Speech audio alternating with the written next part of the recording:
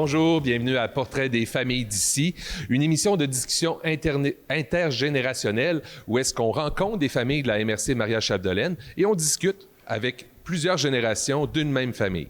Aujourd'hui, on est à Saint-Augustin, on rencontre les Saint-Pierre. Et cette émission-là est rendue possible grâce à la Société d'histoire et de généalogie de Maria-Chapdelaine, au programme Québec Amis des aînés du ministère de la Santé et des Services sociaux, de la MRC de Maria-Chapdelaine et aujourd'hui de la municipalité de Saint-Augustin. Alors, bonjour les Saint-Pierre. Bonjour. Bonjour. Bonjour, j'espère que vous allez bien. Très bien. Puis merci de nous accueillir dans votre municipalité. On est heureux d'être là aujourd'hui. Et là, je vais juste faire un petit tour de table. Je suis avec Madame... Janie. Janie. Vous êtes la fille de... Moi, je suis la fille de Céline. En fait, je suis une arrière-petite-fille des Saint-Pierre. Oui. Et Camille. Camille Saint-Pierre. Oui. Vous êtes? Charles-Henri. Charles-Henri. Vous êtes... Le fils de Cyril. Le fils de Cyril. Vous êtes le fils de... Paul Armand. Paul Armand, Qui est mon frère. qui est votre frère. C'est ça? Oui. Et vous êtes? Moi, je suis la dernière de la famille de Cyril Saint-Pierre. C'est mon frère, C'est votre Charles-Henri. C'est mon neveu, Camille. Et là, je tombe à l'autre génération parce que Céline, c'était aussi ma nièce. Et là, c'est l'enfant à Céline. OK. Et puis là, moi, ce que j'entends dans la salle, j'entends d'autres générations. Là, des générations, aujourd'hui, dans la salle, on en a combien? 4? 5? 5 générations. Donc, il y a de la belle descendance qui est... Énormément. Énormément. Vous voyez tout ce beau monde-là, là? Oui, j'en vois beaucoup de beaux, d'ailleurs. Bon, bien, c'est les descendants C'est les descendants. de Cyril et d'Imelda Bérubé. Parfait. Donc, on va passer un beau moment ensemble. Puis, tout de suite, je vous inviterai à regarder une capsule qui a été faite sur votre famille. On regarde ça à l'instant, juste ici.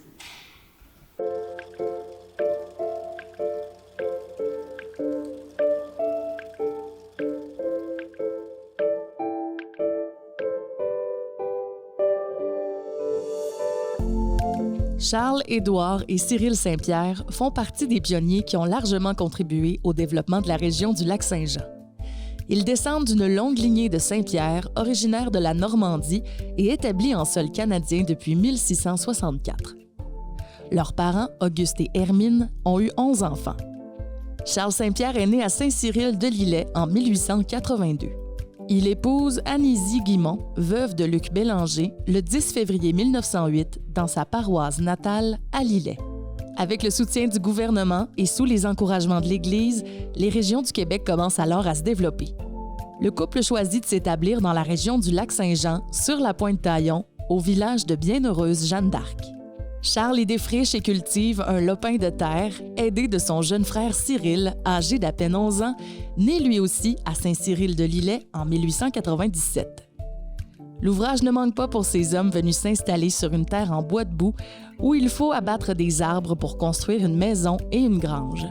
Malgré la distance, les frères peuvent compter sur l'aide et les conseils de leur père Auguste et de leur mère Hermine, comme en témoigne cet extrait d'une lettre que Charles a écrite à ses parents le 22 février 1909. Je prends un moment pour vous dire que j'ai reçu aujourd'hui le cheval que vous m'avez envoyé. Il est arrivé à Roberval dimanche au matin. J'ai trouvé que vous m'aviez envoyé une bien belle jument. Elle a été examinée par plusieurs. Je vous en remercie beaucoup et j'ai l'espérance que je vous ferai pas trop attendre pour le paiement. Ils entretiennent d'ailleurs avec leurs parents une correspondance assidue permettant entre autres à Hermine, ancienne institutrice, de parfaire l'instruction de son jeune fils Cyril par ses conseils avisés sur l'écriture et la religion. Les lettres rédigées par Hermine à l'été 1908 illustrent bien la sollicitude de la mère envers son jeune fils. « Il faut cela quand je recevrai une lettre de toi. Je veux que tu saches écrire semaine, vois-tu? Continue à écrire chaque fois que Charles écrira. Tâche de lire souvent et puis épelle tes mots en écrivant pour savoir les mettre comme il faut. Et puis tes prières de la communion, étudie-les souvent pour qu'elles se gravent dans ta mémoire. » En 1917, leur frère Édouard vient les rejoindre. Né en 1889, Édouard Saint-Pierre se marie en 1916 avec Hermine Laure. Un an plus tard, Édouard et sa femme s'établissent à la Pointe-Taillon, sur un lot voisin de ses frères Charles et Cyril, ce dernier possédant depuis quelque temps sa propre terre.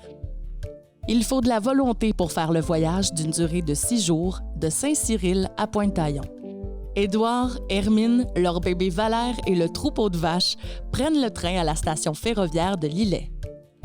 À Lévis, le train embarque sur le traversier jusqu'à Québec, puis il reprend les rails pour le lac Saint-Jean. À Roberval, les passagers, les animaux et la marchandise sont transportés par barge jusqu'à la Pointe-Taillon. En 1918, la menace des éventuelles inondations causées par la construction du barrage Île-Maligne force les 3 frères à déménager et ils optent pour le village de Saint-Augustin. Charles et sa famille, ainsi que Cyril, s'établissent dans le rang 5 de Saint-Augustin. Édouard, quant à lui, s'installe dans le rang 6. Cyril vit avec son frère Charles jusqu'à son mariage en 1927 avec Imelda Bérubé. Il achète alors de son frère la terre voisine et y fonde sa famille. Le labeur quotidien s'effectue au rythme des saisons. L'été, les 3 frères cultivent et défrichent leurs terres respectives et durant l'hiver, ils mènent la vie de bûcherons dans les grandes forêts du nord du lac Saint-Jean. La tâche des femmes, elle aussi, est fort honorable. Travaillantes et promptes à l'ouvrage, elles doivent assumer la besogne exigeante que demande la ferme durant l'absence de leur mari. La ferme comportait plusieurs vaches à lait, moutons, cochons et poules. L'exploitation agricole à elle seule permettait de subvenir aux besoins de toute la famille. Entre l'entretien de la maison, les travaux agricoles, l'artisanat et l'éducation des enfants, les femmes doivent travailler sans relâche du matin au soir. Charles, Édouard et Cyril font partie des familles fondatrices de Saint-Augustin. Ils ont aussi contribué au développement de la municipalité. En effet, Charles est le tout premier maire de la municipalité de 1925 à 1927, puis de 1935 à 1943. Il a également été agent des terres, assurant ainsi la gestion des terres de la Couronne dans le secteur de Saint-Ludger-de-Millau. Même si Édouard n'a été résident de Saint-Augustin que quelques années, il y a laissé sa marque. Il a occupé le poste d'inspecteur agraire en 1925 et a été chantre à l'église. Il chantait la messe de 7 heures pour la modique somme de 50 cents et le dimanche après-midi, il chantait les vêpres à 15 heures. En 1931, Édouard vend sa terre agricole à M. Gonzague Bouliane et repart vivre avec sa famille à Saint-Jean-Port-Joli. Cyril s'est également impliqué dans la vie de la municipalité de Saint-Augustin. À partir de 1945, il participe au conseil municipal en tant que conseiller, puis en tant que maire de 1949 à 1961. Il sera aussi, à partir de 1952, commissaire puis président de la commission scolaire. La terre, la famille et la religion sont des valeurs importantes pour Charles, Édouard et Cyril. La religion s'exprime par des pratiques simples, transmises par leurs parents Auguste et Hermine. La messe du dimanche, le chapelet, les pèlerinages à Sainte-Anne-de-Beaupré, la prière en famille et l'offrande de la journée étaient des pratiques courantes. Les frères sont unis et la famille se côtoie régulièrement. Les allées et venues entre Saint-Augustin et Saint-Jean-Port-Joli sont fréquentes. On reste en contact, on s'écrit souvent. Les retrouvailles se font toujours dans la joie et autour d'une table bien garnie des produits de la terre qu'on a si bien cultivés. Charles Saint-Pierre et Anésie Guimont ont eu 10 enfants. Charles est décédé en 1969 et Anésie en 1956 à Saint-Augustin. Édouard et Hermine Laure ont eu 8 enfants. Édouard est décédé en 1980 et Hermine en 1976 à Saint-Jean-Port-Joli. Cyril et Imelda Bérubé ont eu 15 enfants. Cyril est décédé en 1984 et Imelda en 1985 à Saint-Augustin. Pour ce qui est de leurs enfants, Yvette, Loretta, Carmen et Yolande deviennent institutrices. Paul Armand et Yvan exercent le métier de mécanicien forestier. Charles-Henri et Fernand sont agriculteurs. Joseph Auguste est opérateur de machinerie lourde. Marcel et Béatrice suivent une formation à l'Institut familial de Rimouski et Denise occupe le poste de technologiste médicale. Jacinthe est secrétaire et Diane s'est tournée vers la profession d'horticultrice. On dit que pour accéder à la postérité, on n'est pas obligé d'être un génie ou un roi, il suffit de planter un arbre. Les descendants de ces 3 hommes peuvent en témoigner, puisqu'ils sont encore bien présents dans leur cœur et dans leurs pensées. Charles-Édouard et Cyril Saint-Pierre ont fondé des familles nombreuses et fières de leurs ancêtres et de leur passé.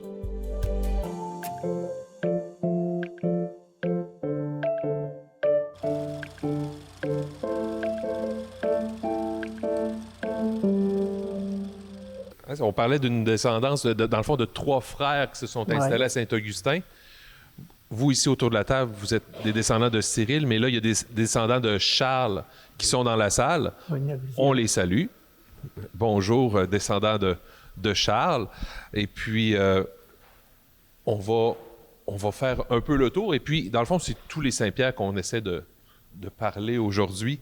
Donc, voilà. À la première vue de cette capsule-là, vos premières réactions, peut-être ici un petit tour de table, réaction de nos ancêtres, comme ça ici, si je viens voir la plus jeune des générations autour de la table.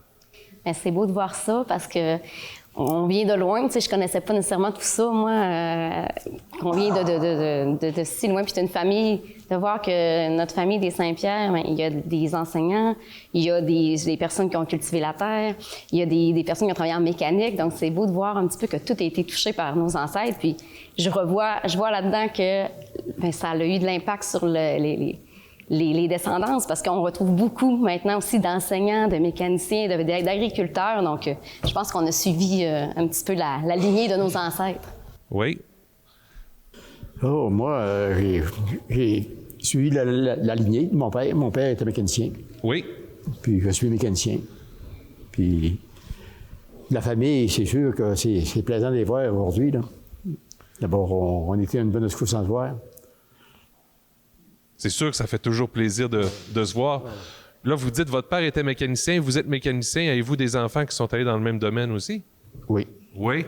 Oui. Donc, c'est une passion de famille. Oui. Là. Oui? Oui, mon garçon, mon dernier, il est mécanicien aussi. Parfait. Puis justement, dans la même lignée, vous dites, on a eu plusieurs qui ont travaillé la terre. Oui. OK? Les premiers, dès qu'ils sont arrivés, la première chose qu'ils ont fait, ils ont défriché. Puis ce que j'ai cru comprendre, ils ont eu besoin un peu comme de le faire quasiment 2 fois parce qu'il a fallu qu'ils déménagent à cause de l'inondation du lac Saint-Jean quand le barrage a été construit. Donc, ils sont arrivés là, dans ces années-là. Donc, défricher cette terre-là, travailler fort sur la terre, et c'est devenu prospère. C'est quelque chose qu'on retrouve encore dans la famille, j'imagine? Oui. Oui? Il y en a... J'ai cultivé la terre aussi. Vous avez cultivé la terre? Oui. Puis mes fils, ils ont pris la relève. C'est vos fils qui ont pris la relève? Dans le fond, vous êtes le père de... Votre fils, c'est Cyril, c'est ça? Cyril, puis René. René? Puis André. OK, ce sont eux qui ont repris... Les deux Cyril puis René ont pris la terre, puis après ça, André, lui, il est mécanicien, puis une compagnie. OK. Puis justement, travailler la terre, dans le fond, c'est parti là, de votre père. Vous l'avez fait, vos enfants le font. Commencez de voir la génération qui vous suit, dans le fond, marcher dans vos traces. Pour vous, quand vous avez vu que vos enfants voulaient poursuivre ce que vous avez fait, est-ce que ça rend fier un père de voir ses enfants? Oui, d'une certaine manière, j'étais...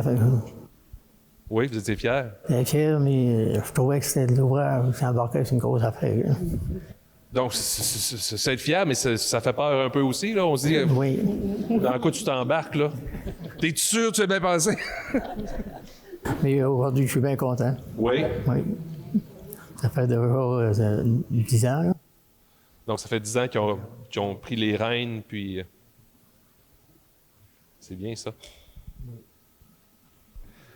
Parfait. Puis travailler physiquement comme ça, il y en a plus, comme là en mécanique, j'entendais travailler en forêt. Est-ce que ce sont des choses qu'on retrouve là, peut-être un peu plus larges ici là? Mécanicien, c'était en forêt aussi. Ah, c'est mécanique en forêt là. Oui. Oui, donc où est-ce que la machine brise, c'est là qu'on s'en va. C'est ça, oui, c'est ça. Puis pas tout le temps des garages là. Non, j'imagine. Hein? Non, c'est dehors. Puis c'est pas toujours bien installé, si je peux. Non, ça va avec la température. Fait qu'on peut travailler dans la boîte. C'est ça. Oui. puis dans le foie. Puis, c'est agréable à faire comme travail de se retrouver avec ces problèmes-là sur les... On dirait qu'on est fait pour ça. OK. Ouais. C'est dans notre nature, puis on continue. Oui. C'est excellent, ça. C'est excellent. On va y aller maintenant du côté peut-être un peu plus, parce que là, vous avez ouvert la porte à l'enseignement. Puis là, ben, on va mettre les pieds dedans, parce qu'on attend que votre Hermine, votre grand-mère, votre grand-mère à vous aussi. Oui. OK. Tenait beaucoup à l'éducation. On voyait on entendait des lettres, là, puis c'est important. De bien écrire. Bien écrire, il faut que tu écrives semaine. Il me semble, j'ai entendu ça là, dans... Bien orthographié. Oui. Ça, donc, l'éducation, ben, c'est important dans la famille. Elle enseignait, elle. Oui. Moi, il y a quelque chose qui m'a toujours frappée, c'est que, dans le fond, ma mère, elle aurait aimé être enseignante. Je me dis, moi, c'était mon rêve d'être enseignante, mais elle était la plus âgée des filles. Ça fait qu'elle est restée à la maison pour aider sa mère. Par contre, elle a eu 14 enfants et elle savait le catéchisme par cœur. Toutes les questions, les réponses, elle les a enseignées aux 14 enfants. Pour moi, je trouvais ça extraordinaire parce que tous les actes de foi, d'espérance, charité, et je sais pas, il y a des maîtresses d'école ici qui peuvent nous dire combien il y avait de questions dans le catéchisme, bien, ils savaient tous. Oui. J'imagine qu'il était capable de les faire sans faute, hein? Probablement, oui. Probablement. Donc, cette valeur d'éducation-là, ça a été transmis, si je comprends bien. Oui, parce que tous les enfants chez nous avaient le choix d'aller à l'école, que ce soit les garçons, les filles. Si tu veux qu'on poursuive à l'école, il n'y a pas de problème. On va vous accompagner. C'était ouvert? C'était très ouvert. Il y a certains qui ont choisi de continuer, d'autres qui préféraient quitter au plus vite l'école. Oui, bien sûr. Ça faisait du bien. Puis ceux qui voulaient poursuivre, oui, on embarque. Oui. Alors, avec du travail, nos parents travaillaient fort. Je pense que les garçons ont aimé mieux partir plus de bonne heure. Oui, les garçons préféraient aller plus vite au bois. Oui. Par contre, les filles, c'est ça, on aimait ça aller à l'école, toutes les filles. Puis là, à Saint-Augustin, aller à l'école, quand vous étiez jeune, c'était des écoles de rang ou c'était l'école... C'était des écoles de rang. Oui, donc avec les frères et sœurs dans la même classe, là. Les 6 divisions. Les 6 divisions étaient la même maîtresse les avait. Ce qui fait que quand on rentrait dans la classe, on avait déjà le pédigré de ceux qui nous avaient précédés, là. Oui. Donc, on savait c'était qui les petits Saint-Pierre qui arrivaient, si je comprends bien. Parfois, la maîtresse d'école était une sœur, était la sœur du petit garçon qui s'assoyait là, sur le banc aussi. Là. Évidemment, j'imagine que ça pouvait arriver. Absolument. Loretta a enseigné beaucoup à enseigner à... Oui, mais... On pourrait le dire ici. Qui a été à l'école à Loretta? Oh, l'école à Loretta. Ça, c'était notre... Oui. Puis là, oui, il y a Yvette. Il y a aussi l'école à Yvette. C'était la plus vieille. Oui. Yvette, c'était votre sœur, puis elle vous a fait l'école? Oui. Oui. Oh, voulez-vous nous en parler? Est-ce que je m'en viens vous voir? Je vais venir vous voir. Hop là. Bon. Attention. Alors. Oui, on y va. C'est sûr. Ma sœur Yvette, elle m'a fait l'école. Puis c'était sérieux. On passait comme les autres, des fois un peu pire que les autres, parce qu'il fallait faire un marché douette, puis il ne fallait pas se tromper. Il y avait peur qu'il y ait des prix pour pas faire d'injustice. Il fallait que ça soit... Puis il fallait pas... Il fallait faire comme il faut, parce que quand on arrive à la maison, notre mère était là. Puis là, est-ce qu'Yvette, elle revenait à la maison avec vous, puis elle pouvait raconter à vos parents ce qui s'était passé? Ah, mais bien souvent, notre mère avait juste à nous envoyer la face, parce qu'elle savait si on avait bien fait ça. Ça doit être spécial de se faire enseigner par sa grande sœur. Il ne faut pas penser que c'est notre sœur, il faut penser que c'est le professeur.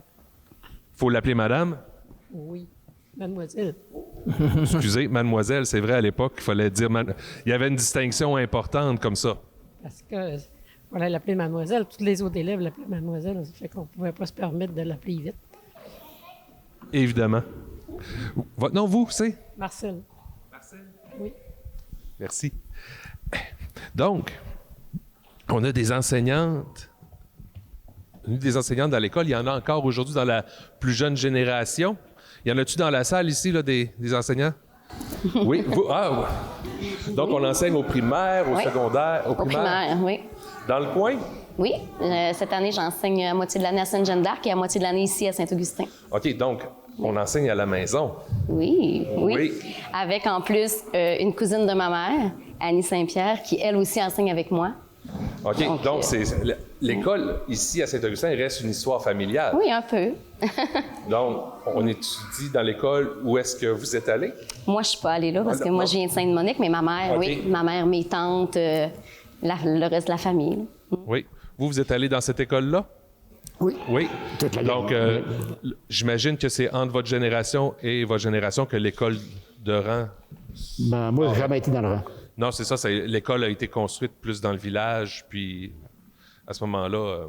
Les transports ont arrivé, là, à un moment donné, ça a changé. Les écoles de rang, ils ont fermé, puis les enfants étaient transportés par autobus là, au village. Oui. Dans quelle année qu'ils ont, Dans le fond, formé il y a les une écoles de personne rang? ici qui connaît bien la fermeture de l'école de rang de chez nous. Moi, j'ai fait la dernière année dans cette école de rang-là. Oui. Carmen enseignait la 7e année. On avait un simple petit mur entre la 7e année et la 6e année. Et ça a été la dernière année. Ça a été merveilleux parce que Carmen, à côté, c'était un professeur que j'avais le goût d'avoir parce que quand les enfants étaient trop malcommodes, elle les faisait chanter. Vous aimiez chanter, vous? Oh, ben, j'aurais aimé aller chanter aussi l'autre côté.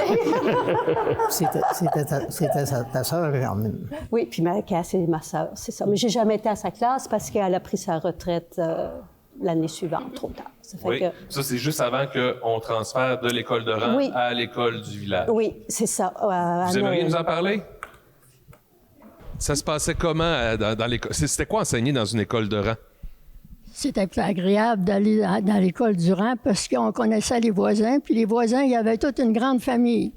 Moi, à propos de la sœur qui m'enseigne, j'ai quand même quelque chose de faferlu que je pourrais dire.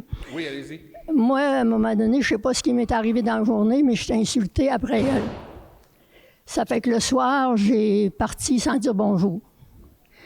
Alors, j'ai eu comme pénitence de revenir, puis d'y aller 10 fois au bord du chemin, puis rentrer, dire bonjour, puis repartir.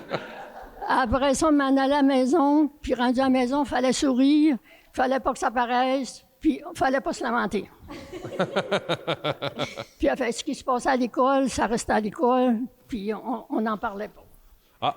Puis on continuait notre puis c'est la sœur que j'ai préférée tout le temps, qui était pour moi comme une mère. Mais à l'école, je pouvais pas me permettre rien d'autre que comme... fallait que je suive la trace. C'est sûr. Puis pour ce qui est du déménagement que Diane parle de l'école, c'est quand ils ont bâti la rallonge ici de l'école, ils ont construit une rallonge pour garder le secondaire. Fait que nous autres, il y avait pas assez de place au village. Ils ont ramené, on a travaillé à cette école-là. C'est 4 mois. Puis comme elle dit, il fallait faire attention pour pas que le bruit dérange.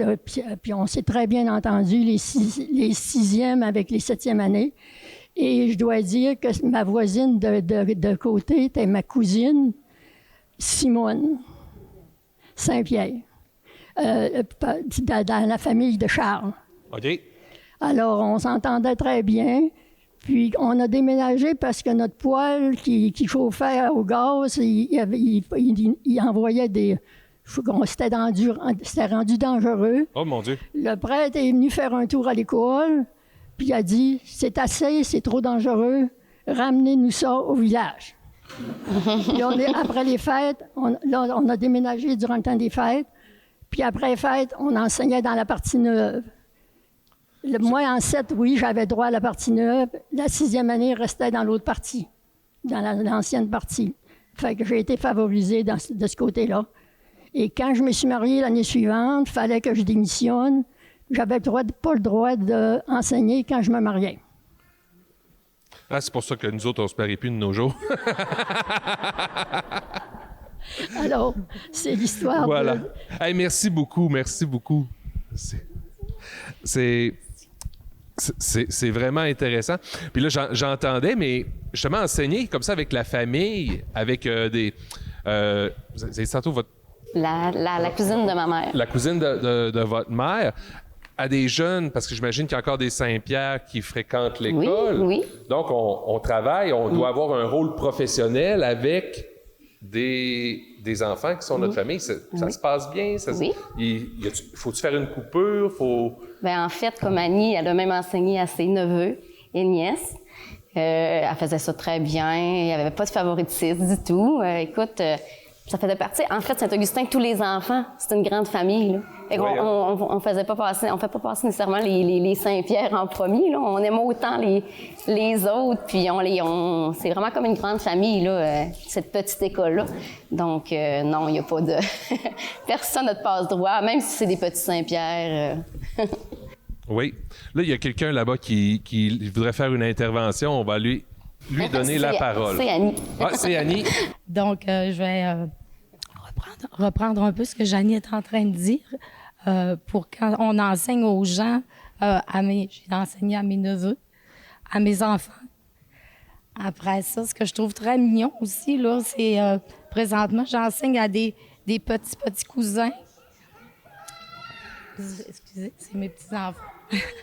Puis, ces petits-enfants-là à qui j'enseigne présentement, on fait des liens, on se dit « Ah, ben oui, on est parents. » C'est ça qui est le fun. Puis là, aujourd'hui, ils sont là. Ils sont à quelque part dans la salle. Donc, on se retrouve. C'est le fun de voir toute cette grande famille-là avec le temps. Puis finalement, on se retrouve. Là. Donc, c'est ça. Merci. Merci beaucoup. Merci beaucoup. J'aimerais ça qu'on s'en aille maintenant du côté des valeurs familiales. De qu'est-ce qui fait qu'on peut reconnaître, dans le fond, un Saint-Pierre à ses valeurs. Moi, on m'a soufflé quelque part que les Saint-Pierre, c'est des gens accueillants. Là, j'entends « Oh oui, les Saint-Pierre, c'est des accueillants. » Y a-t-il des gens là, qui pourraient me parler? C'est quoi l'accueil chez les Saint-Pierre? Moi, en tout cas, ce que j'en retiens beaucoup de ma famille, mes parents, c'était deux piliers qui aimaient leurs enfants. Les enfants, petits-enfants, toutes les générations, tout le monde, c'était pour eux autres des trésors. Je vous dirais que tous les dimanches, c'était la fête chez nous. Parce que tout le monde pouvait arriver. Ma mère avait fait une tourtière la veille, avait fait des gâteaux. Béatrice, qui était une cuisinière excellente, l'aidait aussi là-dedans. Ça fait que là, c'était le répit pour elle. Enfin, on la voyait qui pouvait s'asseoir à la table. Puis là, les petits-neveux arrivaient avec leurs parents. Et on s'assoyait autour de la table, on riait. Quand on s'assoyait à la table, c'était toujours pour s'amuser. Puis ça, je pense que c'est une valeur. Et l'accueil, il arrivait quelqu'un, tout se divise. Il y en avait pour 2, il y en avait pour 4, il y en avait pour 6. On va chez Charles-Henri, c'est encore la même chose. J'irai chez Camille, ce sera encore la même chose. Il me recevra de la même manière, je suis certaine.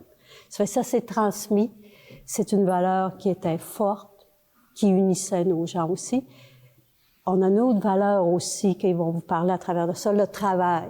Ça travaillait beaucoup, mais justement, on compensait l'autre partie, on riait.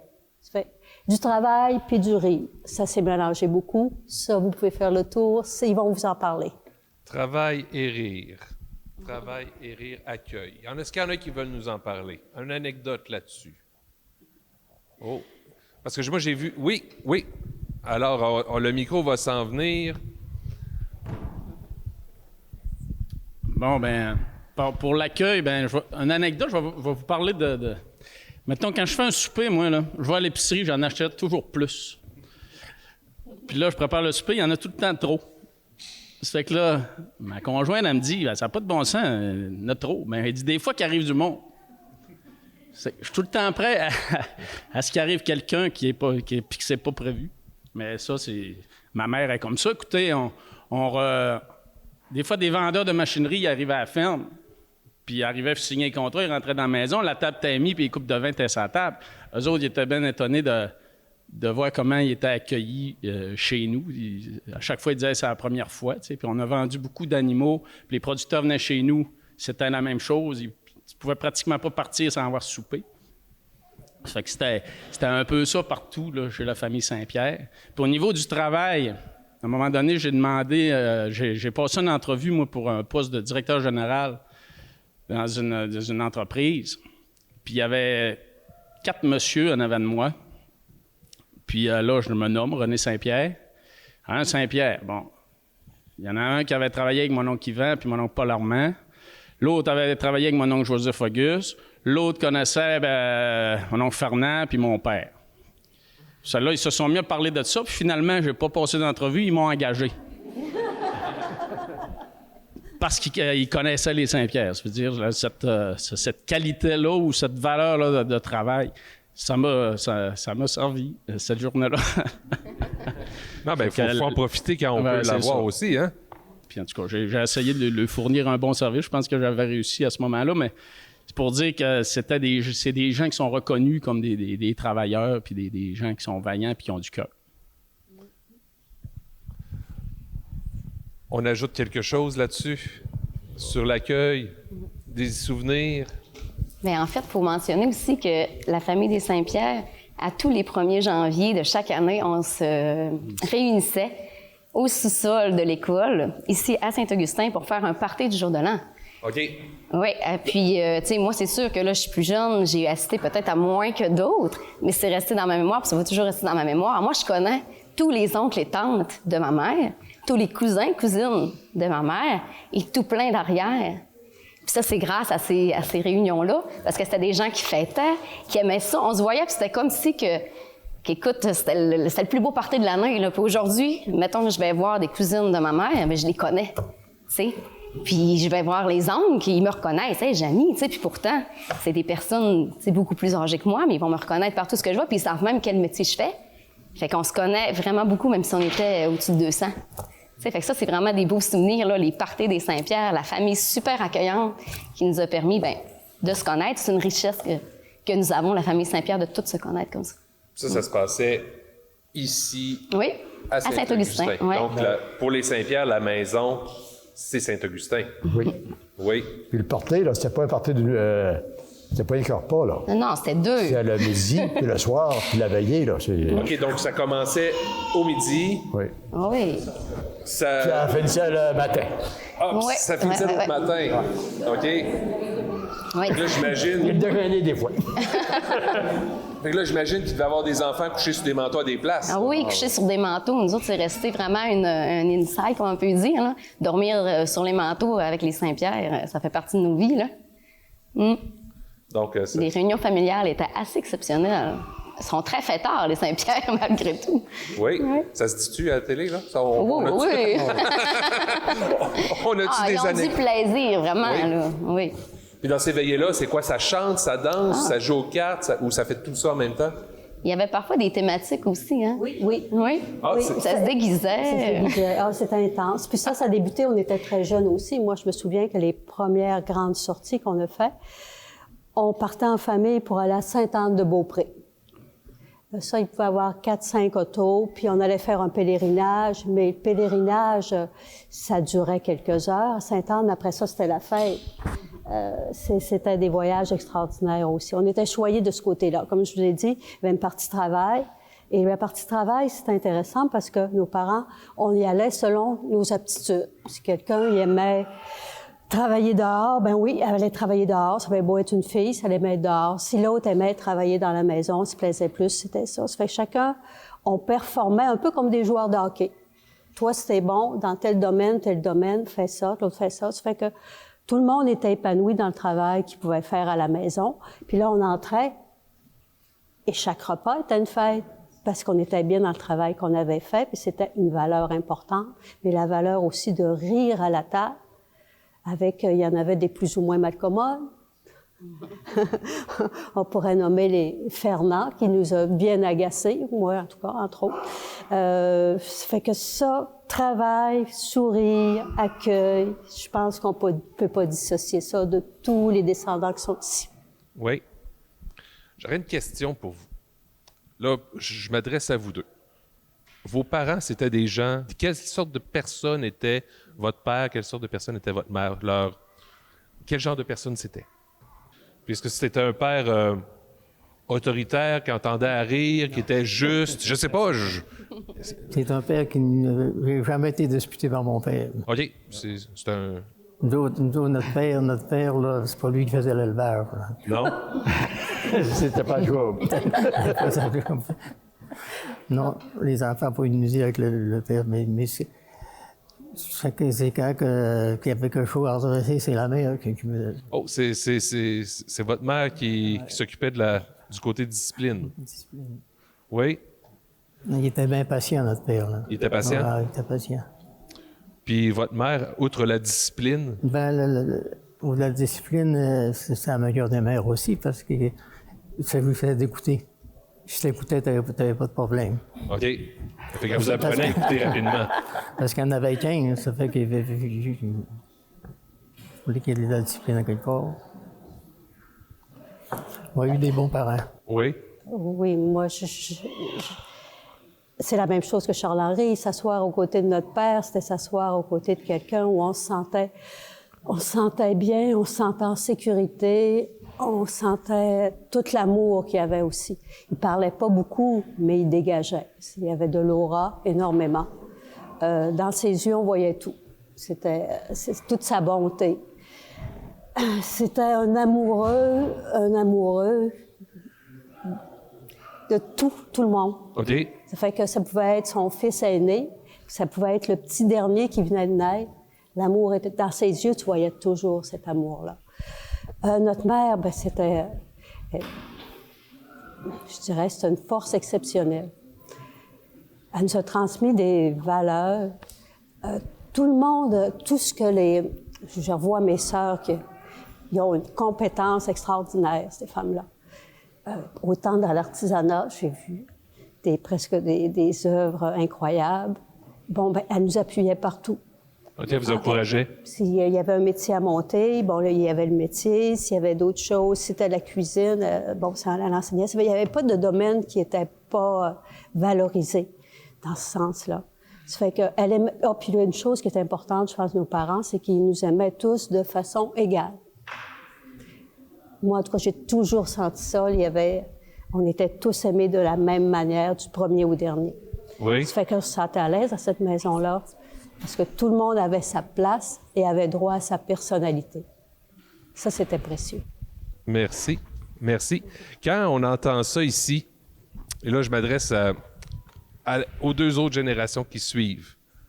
Là, vous entendez ça, on entend un discours sur vos grands-parents. Maintenant, je vous demanderais juste de penser à vos parents. Est-ce que vous voyez... Ah, mon Dieu, ça... Mes parents aussi étaient comme ça. Ou vous sentez-vous... Hey, je suis comme ça, moi aussi, avec mes enfants. Avez-vous des impressions qu'il y a des choses que ça...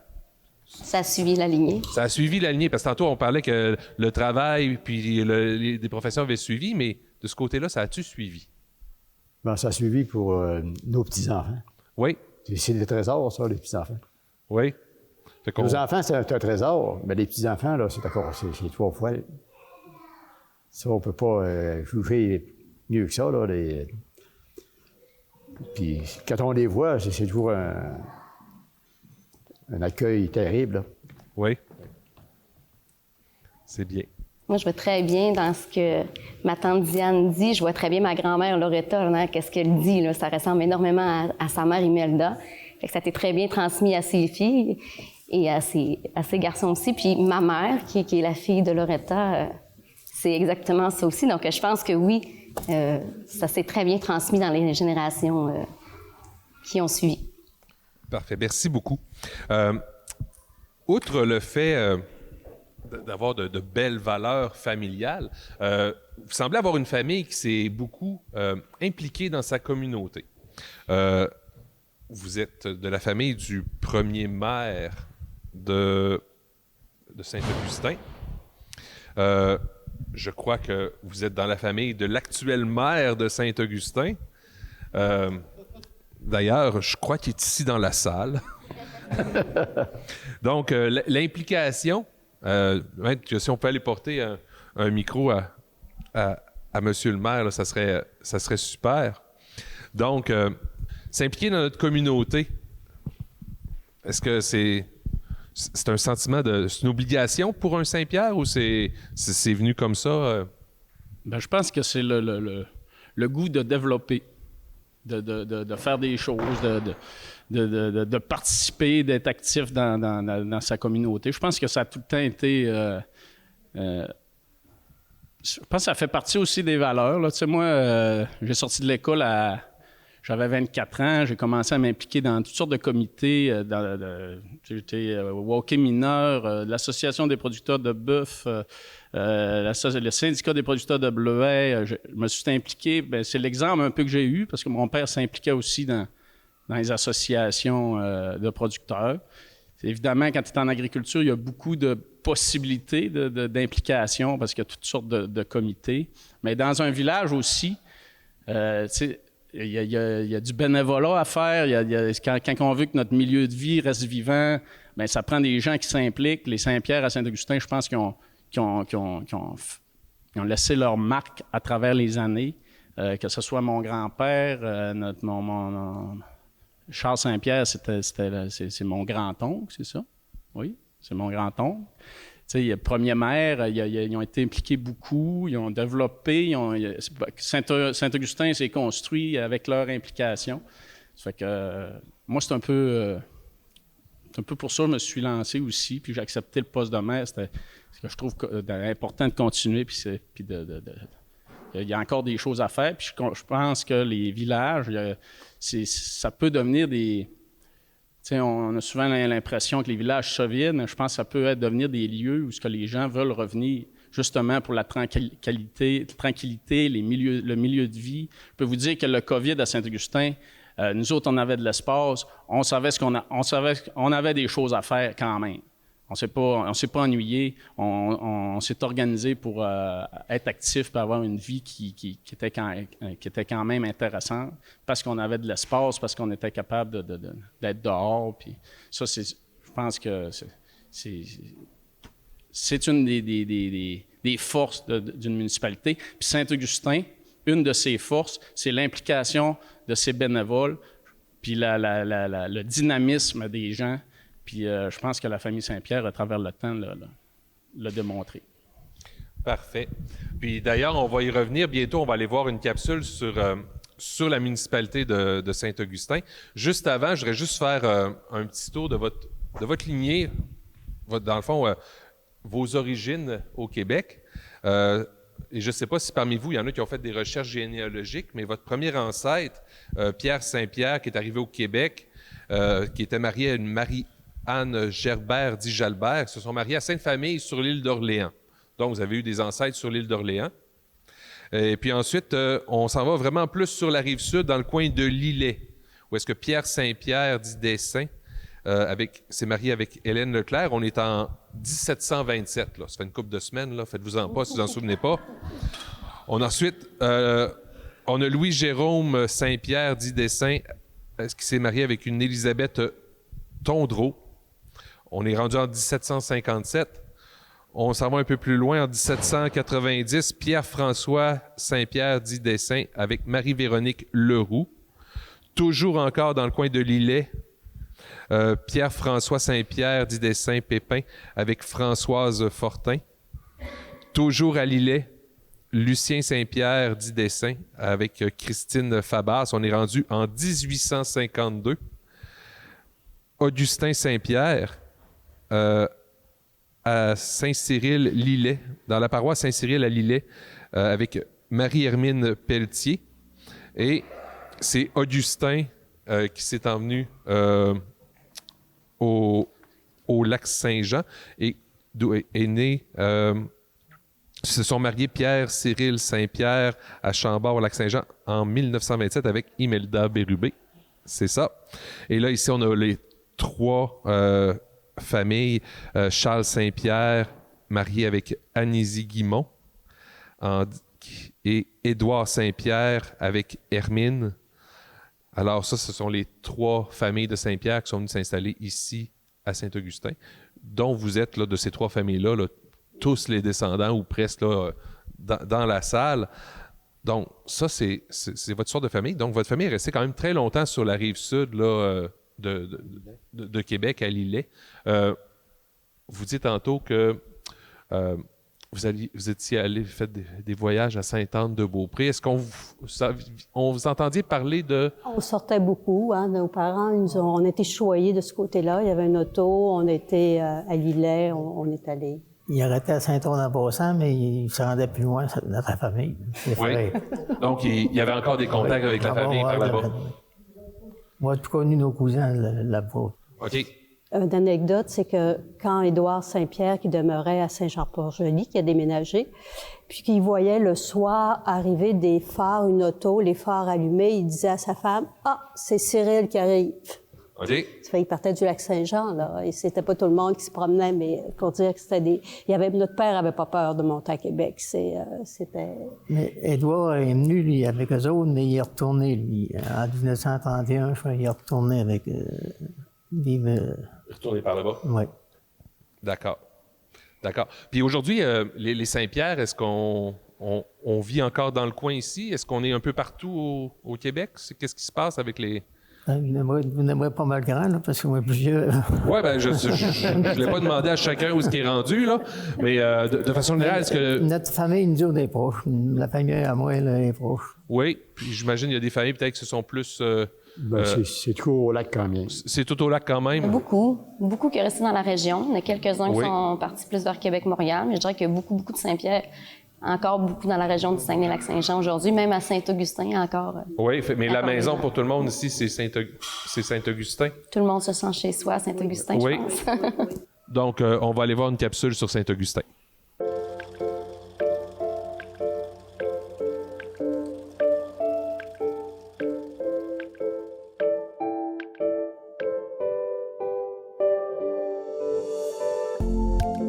Le village de Saint-Augustin fait partie du canton d'Almas, qui fut délimité en 1887 par l'arpenteur géomètre B. du Tremblay. Il fut érigé officiellement le 6 mai 1924, mais les premiers colons vinrent s'installer dès 1901. En effet, en mai de cette année-là, des Bretons, les frères Félix et François Gousset, vinrent s'installer dans le rang 5 et le rang 6. Au mois d'août suivant, la première famille arrive. Il s'agit de celle d'Eustache-Plante, originaire de Péribonka. En 1902, des colons de Saint-Didas de Masquinongé viennent s'établir. Théophile Clément, Jean-Baptiste Saint-Jean et Joseph Duval. À chaque année, la petite colonie compte sur de nouveaux arrivants. Le plus gros de l'immigration se fera pendant les années de la crise économique, soit de 1930 à 1935, où la paroisse accueille 15 nouvelles familles.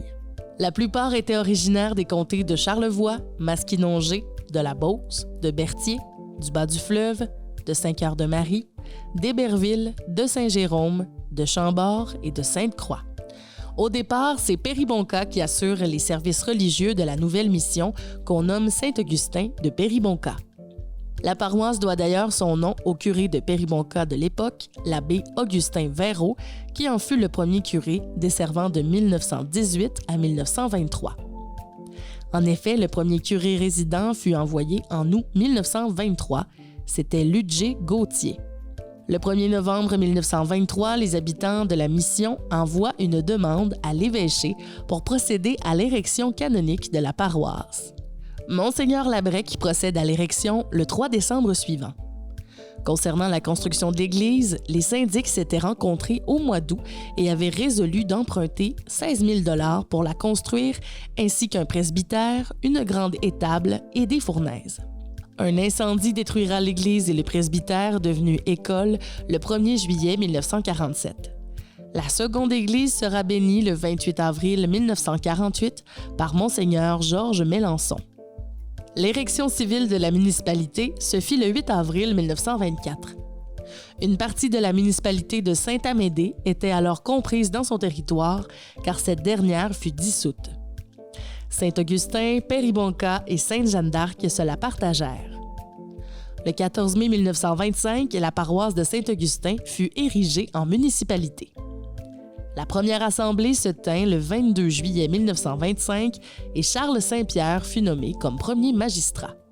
Au niveau de l'éducation, c'est en 1910 que la première école fut construite. Après qu'elle eut été détruite par un incendie 3 ans plus tard, on en rebâtit une autre qui servit aussi de chapelle.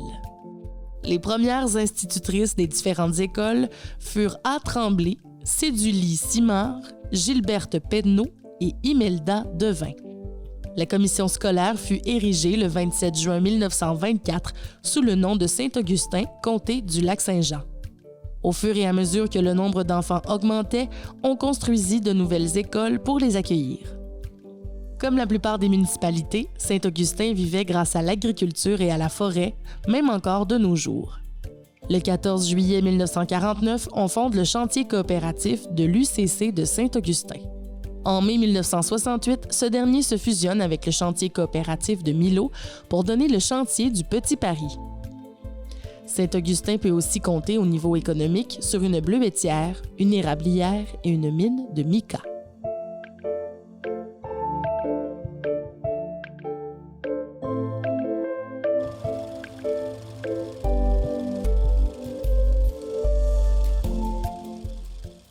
Alors, c'est un petit portrait, les Saint-Pierre, de votre municipalité, de votre maison au sens large. Puis, malheureusement, là, ça touche déjà à sa fin. Vous êtes vraiment intéressant. Puis, je suis certain que je n'apprends rien en vous disant que vous avez vraiment une très belle famille, très intéressante. Je vous remercie beaucoup de votre accueil. Merci de nous avoir accueillis chez vous. Puis, merci à tous. Merci à la maison. À la prochaine pour un autre portrait des familles d'ici. Alors, bonjour, Cyril Saint-Pierre. Ça va bien? Oui, ça va très bien. Bonjour. Oui. Vous vous appelez Cyril. Vous portez le nom de votre grand-père, je crois? Oui, je porte le nom de mon grand-père. Dans le fond, vous travaillez sur la ferme familiale. Oui. Vous occupez de la ferme familiale. Oui, je m'occupe de la ferme. Mais il y a de la ferme familiale. Je suis avec mon frère René. On est deux actionnaires. Nous autres, mon père a décollé ça en 54. Après ça, on a pris la relève. On a commencé en 99. Puis on a fini d'acheter les ports en 2007. OK. Donc, c'est un processus de transfert de longue haleine. Oui.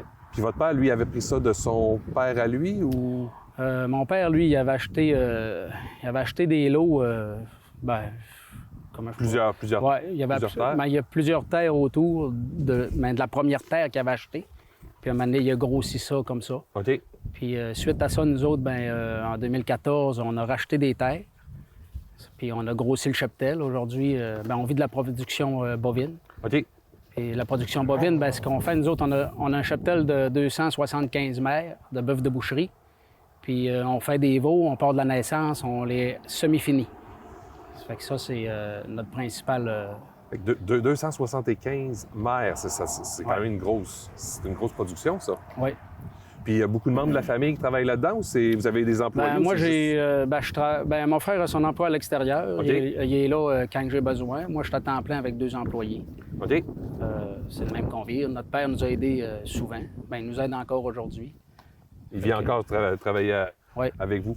Puis avoir son père avec qui on peut travailler comme ça, le père, est-ce qu'il donne encore des consignes ou il écoute? Oui, il a tout le temps été de bons conseillers parce que, tu sais, il a passé sa vie là-dedans. Puis des fois, dans ce métier-là, on en apprend tous les jours. Ça fait que, même encore aujourd'hui, je lui demande, tu penses-tu que je devrais commencer à battre, un exemple? Des affaires de même. Parce que c'est un gars qui a de l'expérience en masse, puis c'est lui qui nous a montré. Ça fait que on part de là. Hein. Puis, plus tôt, avant qu'on commence à tourner, vous m'avez dit que c'était le coin des Saint-Pierre à Saint-Augustin, le coin des Saint-Pierre, vous avez beaucoup de terre, beaucoup de l'eau dans le village autour? Quand on part du village, puis on monte vers ici, en tout cas, c'est pas mal des Saint-Pierre qui restent dans le rang. OK. Puis moi, j'ai 1400 acres autour d'ici. C'est tout à Saint-Augustin? Oui, c'est tout à Saint-Augustin.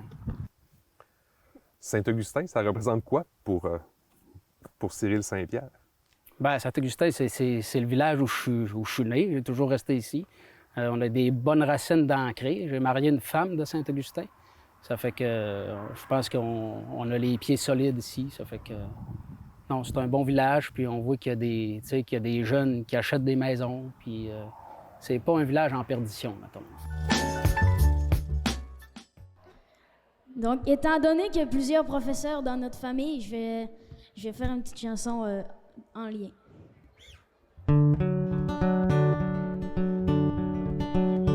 J'ai grandi pas loin d'ici, dans le 3e arrondissement, où les rêves se font endormis.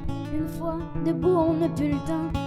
Mon père gagnait sa vie à l'usine de Camaro, pareil comme son père avant lui-même, qui posait le même morceau.